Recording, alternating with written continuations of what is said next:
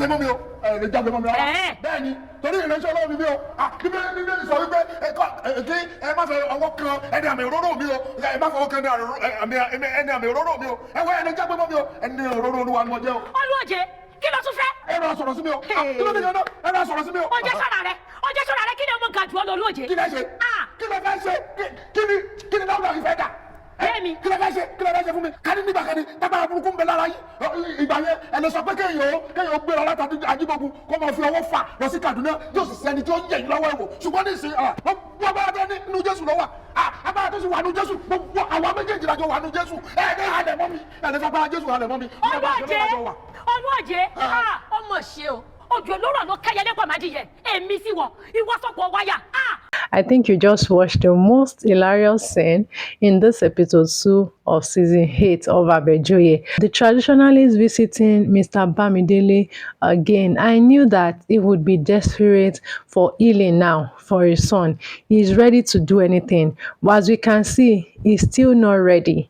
Yes, he is not totally ready, because if he was totally ready to get healing for his son, of course, he would accept the condition that Mr. Bamidele is giving to him, is offering him. I can relate this story to the story of Naaman. They said, go and wash in Jordan, but because he has other beautiful rivers that he could wash, he was angry. But thank God for God. He's made, encouraged him that, my Oga, just do this now.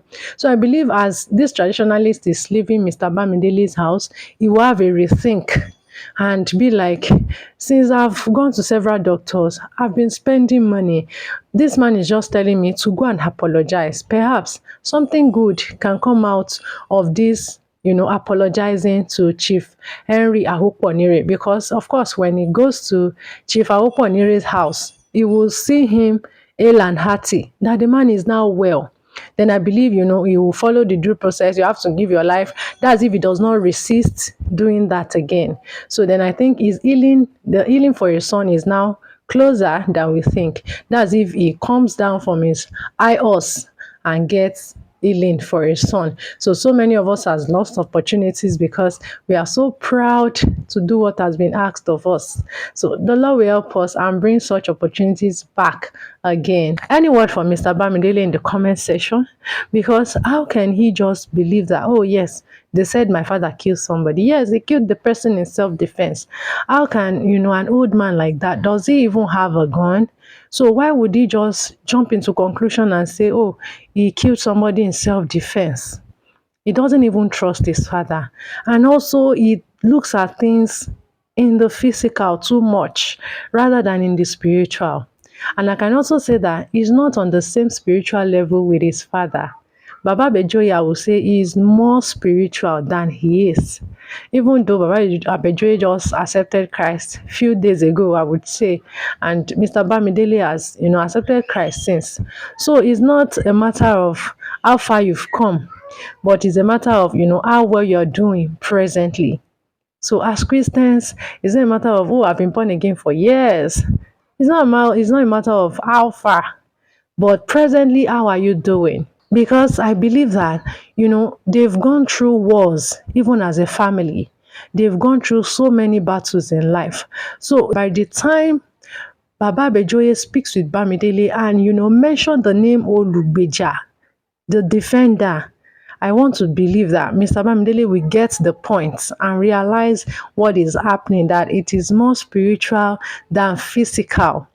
Because of course, so many of their battles, the name Olugbeja has always come up, has always reoccurred. So we keep our fingers crossed and we really hope that Mr. Bamidele, gets on the same spiritual level, on the same page with his father. Madam Kinkin, sharing her testimony, I think this is the excitement that comes with, when you just accept Christ, you are ready to go everywhere and share your testimony. But this is a lesson. This is a lesson. Let us learn to restrain our tongue, to bridle our tongue. It is not everywhere you open your mouth and you say all of your testimonies. You understand? She was at a police station and you're talking about how you dealt with a police officer. She would have stopped that where, okay, the Holy Spirit has arrested her in Baba Bejoye's house. Maybe that would have been better. But moving on to say, oh, so I slapped, somebody slapped me and the person's hand withered. Oh, that is, this police officer back then, she just put herself into trouble. So this is to tell you, even when you are giving your testimony, even when the Lord has done it, and the testimony is even complete, be mindful of where you will share them. God will help us and God will be with us. I really feel for her because she was just trying, to talk about what God has done for her, how far she has come, how powerful Baba Abejoye is, and all of that. But she did not know that she was adding petrol to the matter on ground. Even when Chief Oloje was trying to control her and pinch her and match her feet and all of that. So we should all pick a lesson from there. But can we say that the action of the policemen is also questionable? Because why would they want to put Chief Oloje behind bars? He is innocent. He didn't even say anything. So why would they say, okay, you two will put you behind bars? I think that is cheating. They're trying to cheat him. And I hope he gets out of it. The chiefs of Ajibogun and their corrupt ways. Wow, it's on another level. Do you agree with me? It's on another level. Because how can they, be bribing the king's messenger and telling him, tell the king you never saw us. And they were even telling him, oh, you came to our houses, you didn't meet us, those are corrupt leaders, and trying to corrupt everyone also around them. So these chiefs, I think they need to be, ripped off their titles because they are not worth being leaders. So I want to hope that the king's messenger will go back, even after collecting the money, will go back to the king and tell him exactly what he saw, what he heard. Or what do you think? What do you think? What do you think? I think the king's messenger should do that so that they'll be exposed. But we don't really know. There may be a twist in the plot or in concerning the issues of these chiefs. The last part of this episode is just a lesson for us to know that whatever you did not see, you shouldn't talk about it. You did not witness it, so don't talk about it. And this one said it, this one said that, this one said this. Let's not be found there. Unless you were there, oh, I saw it, it happened like this. This was what this Mr. A said, this was what Mr. B said.